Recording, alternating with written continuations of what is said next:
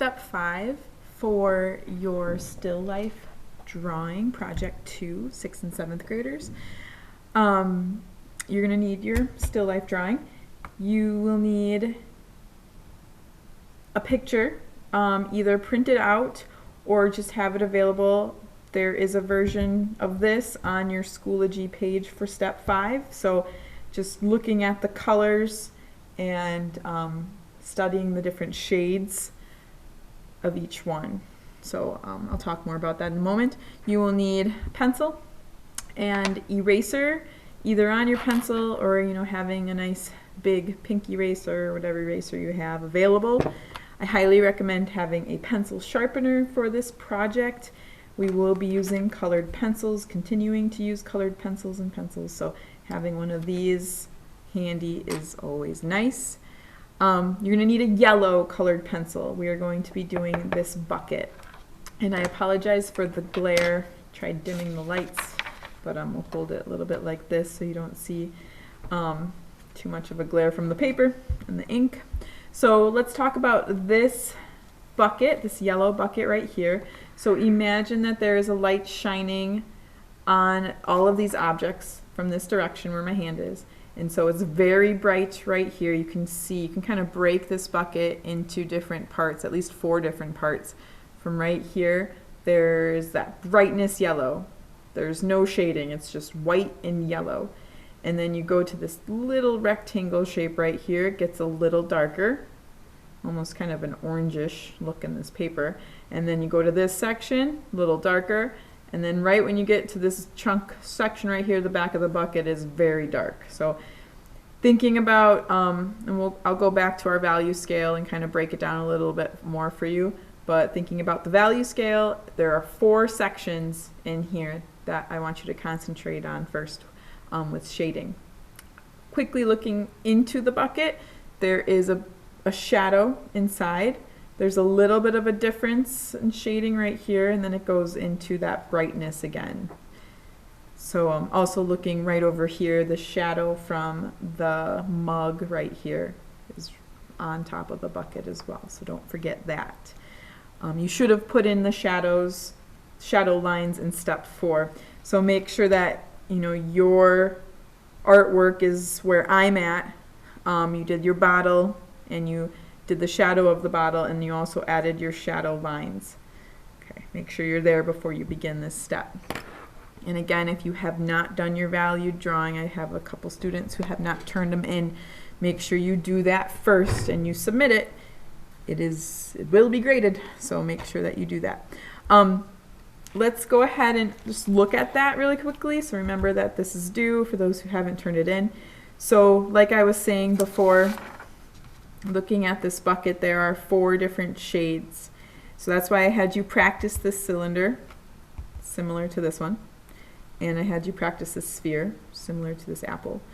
So breaking it down, if you look at this again carefully, this is the darkest section right here, and then there's the next section, and then it's pretty drastic between these two. It gets pretty light, and then it's the lightest right over here. So thinking about this area and how you colored each square in and made it lighter and lighter from the darkness of your pencil to white, and then you smoothed it out. So this was the first practice where we had different chunks of different values, different shades, and then I had you do this to make it a little more of a smoother transition. So I want you to think about this when you go to your bucket, and it was the same here, okay?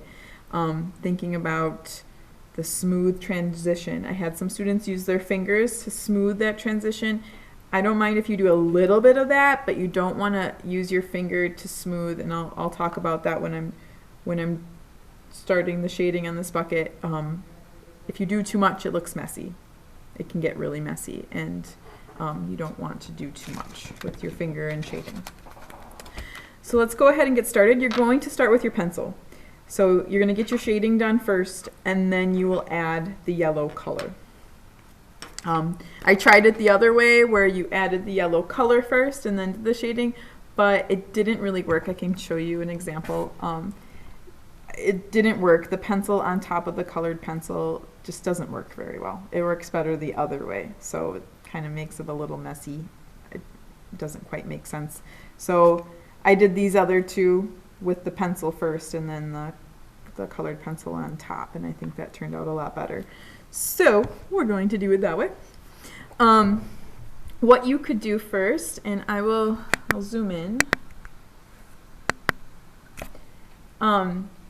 With your bucket, you could section it off.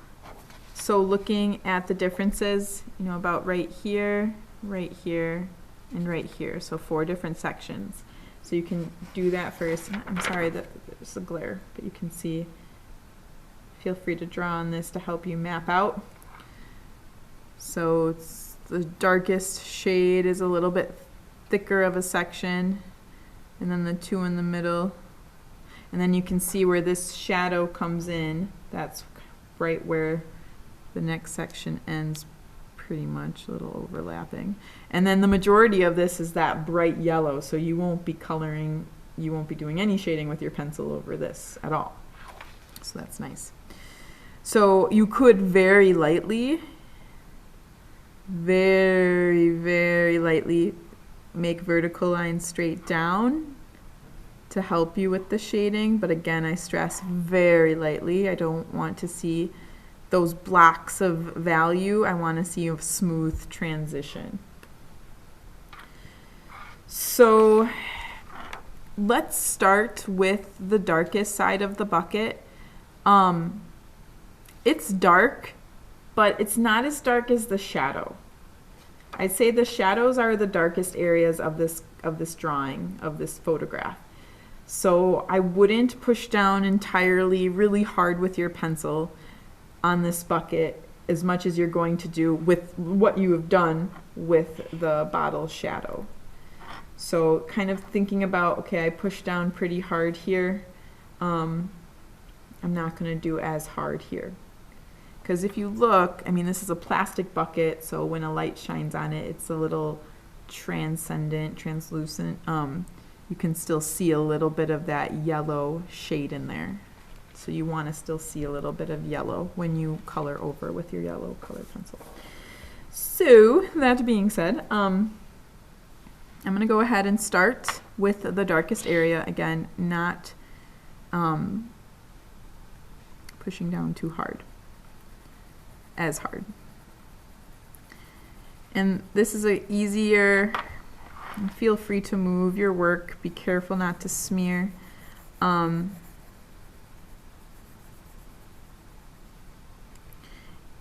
also redefining your lines, making sure that your lines are and your edges are nice and crisp, just like the photograph. And, feel free to start light, and you can always make it darker. If you push down super dark, then it's harder to make it lighter again. And one thing too to concentrate on, I just sharpened my pencil. And if you're going to be shading, sometimes it's nice to work with a duller pencil, because the sharpness is so sharp, I guess.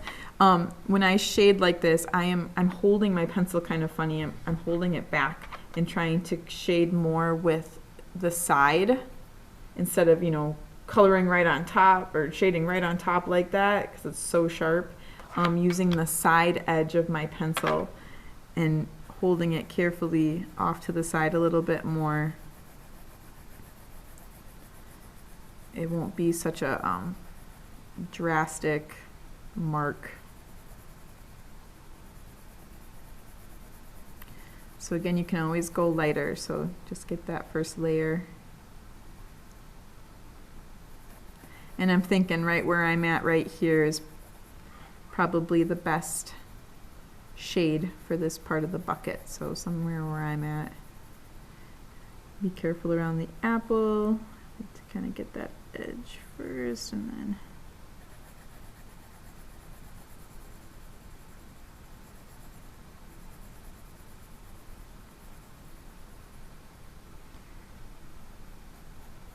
And in that bucket, there are those little little marks, little dents.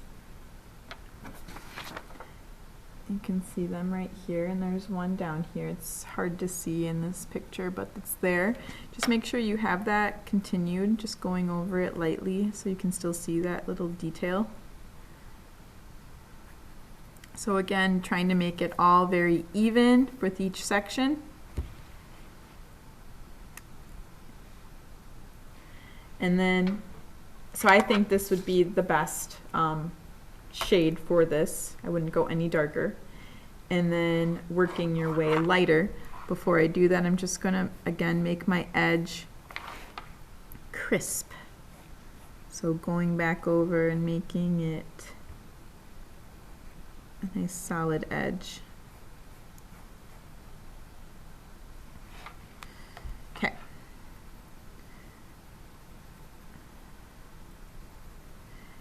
Now what you're going to do is lift your pencil up a little more and make it a little bit lighter, so that transition. So I'd start right at the edge right here and just think I don't want it to be that dark. I'm going to lift it up a little bit more.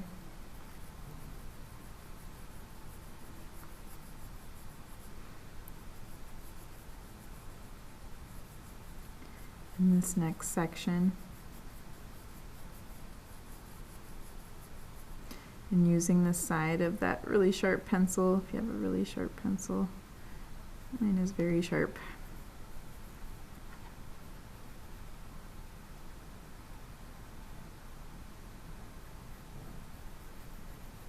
So it takes time with this, kind of going back.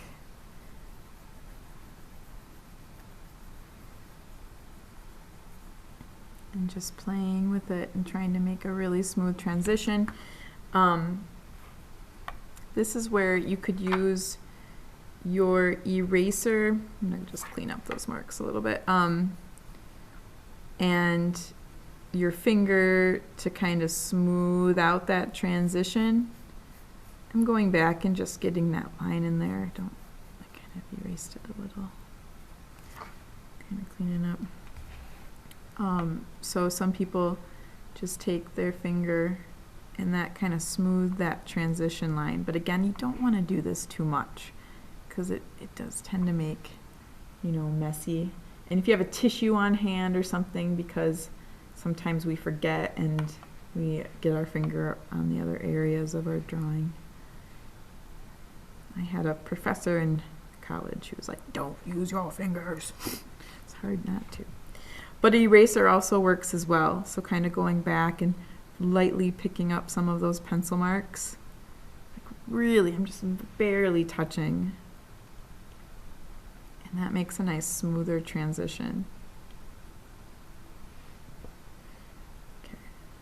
I'm going to continue and then I'll come back a little bit. So this next one, very light. Transition between this shade right here and white. Goes right in this little rectangle right here. So really, really light. This will be a challenge because I have such a sharp pencil. For this, I'm doing kind of a circular motion, really light.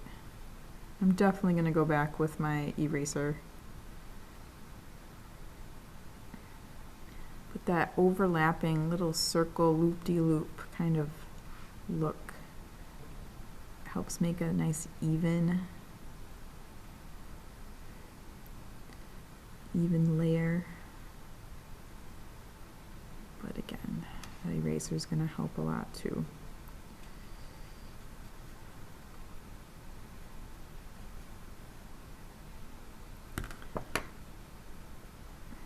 You could try your finger. But again, I'm thinking I'm just going to really lightly use my eraser and just kind of clean up any big marks, darker marks.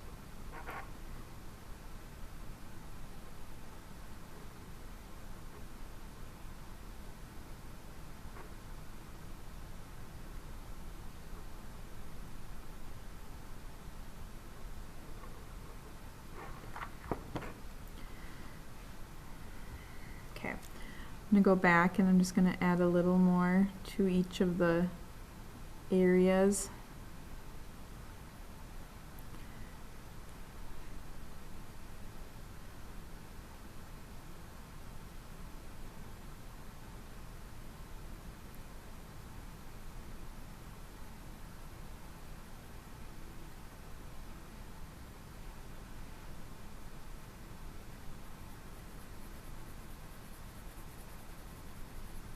And just go back and kind of even everything out.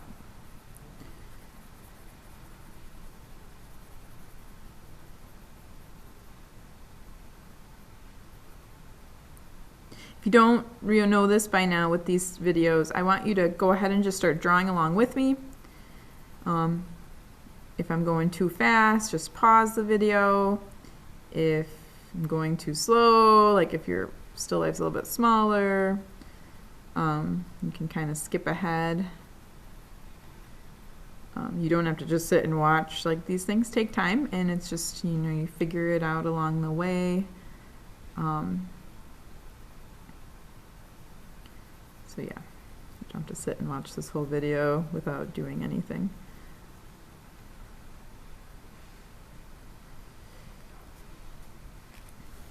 Alright, so I got the shade.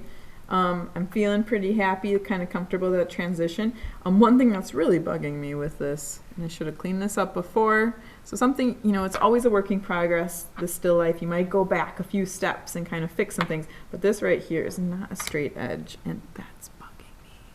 So I'm going to go back and try to clean that up and make it a little bit more of a straighter. It's just driving me nuts. Make that a little bit wider.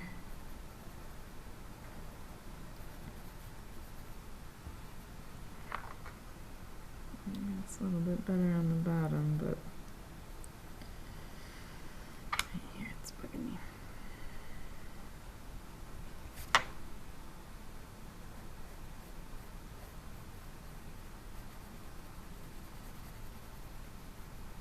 Okay, a little bit better. A little bit better. All right. So yeah, that's all you got to do for the shading for this part, this area. So what I'm going to do now is, I would say this little corner right here is pretty close to being the same as this area. So thinking about what you shaded right here, and then go ahead and doing that same type of shade right in this little section of the shadow of the orange cup.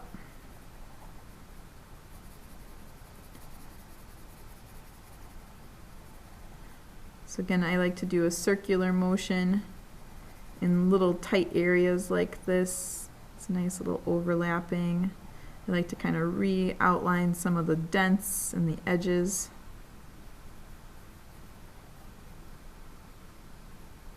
Okay. And then what other area? Yep, this inside of the bucket. Be careful.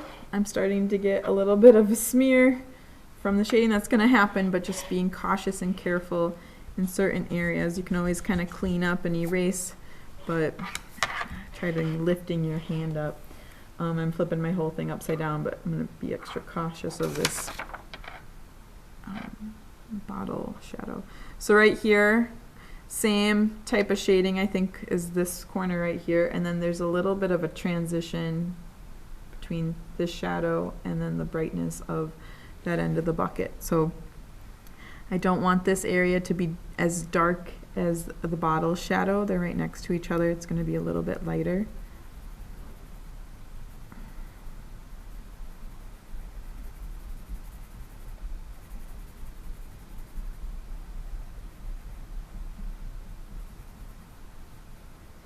Again, just kind of cleaning up the edges while I'm shading too.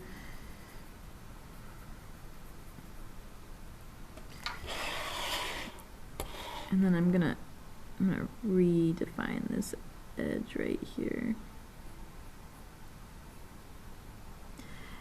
And then this part's a little tricky, but yeah, just a really light transition, small area about right here.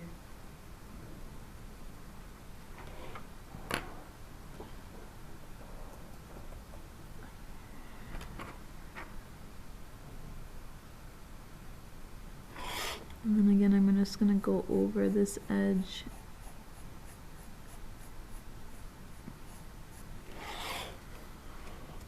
Okay, so that is your yellow bucket shading wise. Once you have completed the shading, double check, and then take your yellow crayon, yellow colored pencil, whatever shade of yellow that you have. This is like a golden yellow, but for this, I'd say a little bit of a brighter yellow.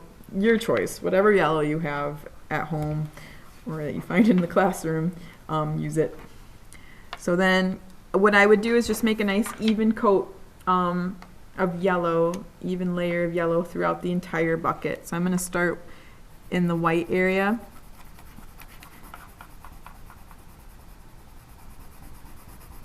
And yep, I would push down as solid as I can. Some of that yellow might smear a little bit with the graphite of your pencil, and that's okay. Maybe just do this white area, all the white areas first. Just making sure that those stay nice and clean and yellowy. Yeah, before you go into the graphite areas, because that's going to add a little smearing, and that's just how pencil graphite is like. Likes to smear.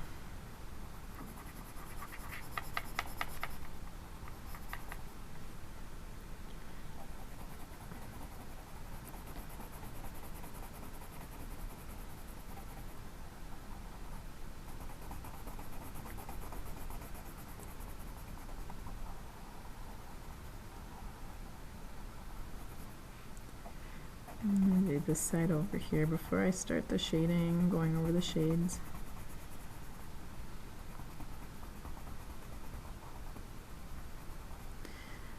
Okay. And then after you get those white areas nice and solid, then you can go ahead and go over the shaded areas.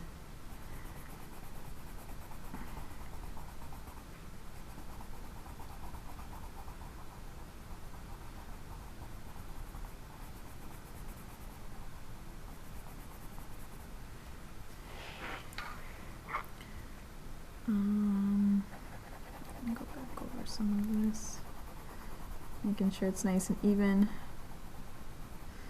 Go ahead and do this area right here. I'm pushing hard.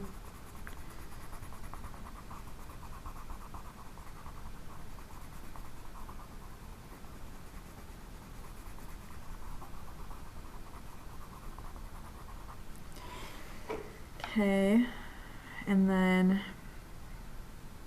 I'll start on this side and then just work my way towards the middle.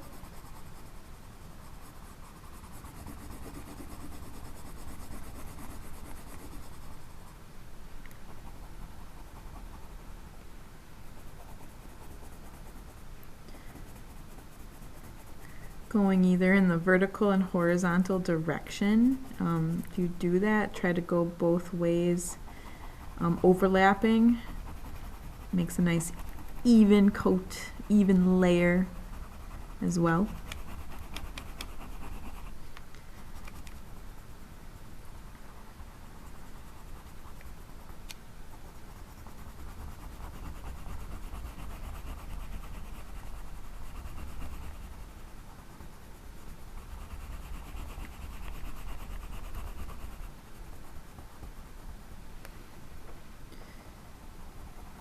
I know it's tricky when you go around the apple, you just want to go around the edge, but then again making sure that you kind of use the vertical lines around. I'm noticing with the graphite some areas get kind of clumped up, like I get these little dots right there, and that's okay. Maybe once in a while kind of cleaning off your colored pencil.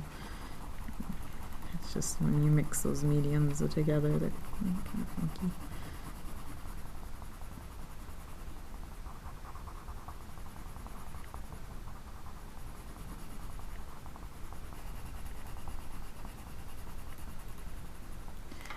I'm gonna have to sharpen my pencil. I think I can use it up.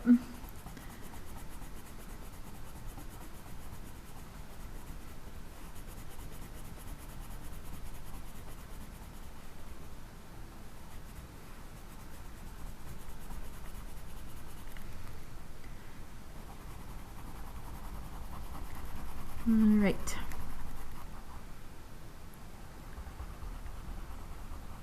So just going back over and cleaning it up a little bit. Just making it a nice solid yellow. A little shading in there. Let's see if this works. If I do a little erasing, kind of. Oh yeah, that kind of cleans it up. Using your eraser to clean up any like extra pencil graphite marks that kind of get in this in the white areas. Try that. Won't work too well, but yeah. All right. So after you do this, I want you to take your pencil, and I also want you to do the shadow. So I know this video is long, but yeah, again, you're drawing with me.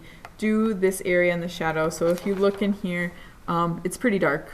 Don't even worry about, you know, we have the trim, the horizon line trim that separates the back wall and the table. You don't even really see that in there. So just taking your pencil and just like what we did for that bottle, let's add that shadow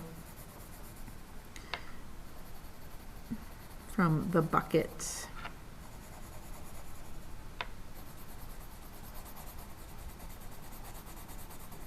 Nice and even. So again, we call this cross hatching when you go one direction and then you turn and go in another direction, overlapping your pencil marks.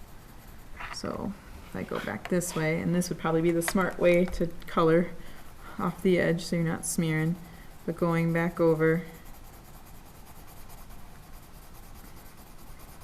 back and forth motion.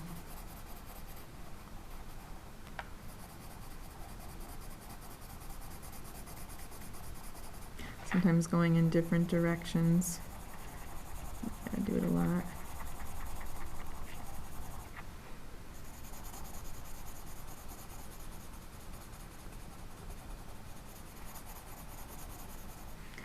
I would just stick with the horizontal and vertical. It gets kind of tricky towards the edge of the paper, so just be careful not to rip anything.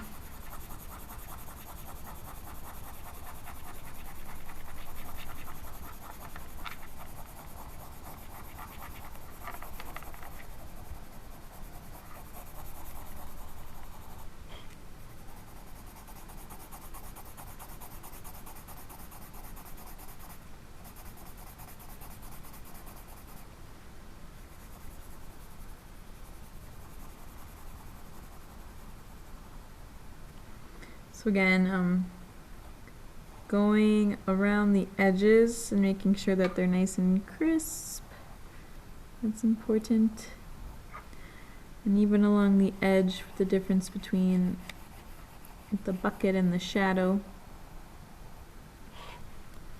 And then again, you want to kind of play around and add some layers, making this a nice even as much as you can. I got a little carried away with one area, so I'm going to go back and just even this out nicely, going in the vertical direction this time.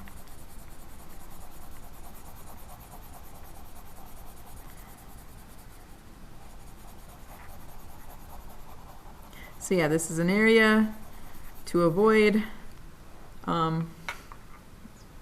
It's going to smear everything, so yeah, be careful. But yeah, this is step 5. So yellow bucket, shading in the shadow of your yellow bucket. We're getting there, everybody. I'm excited to see these when they're finished. Good work.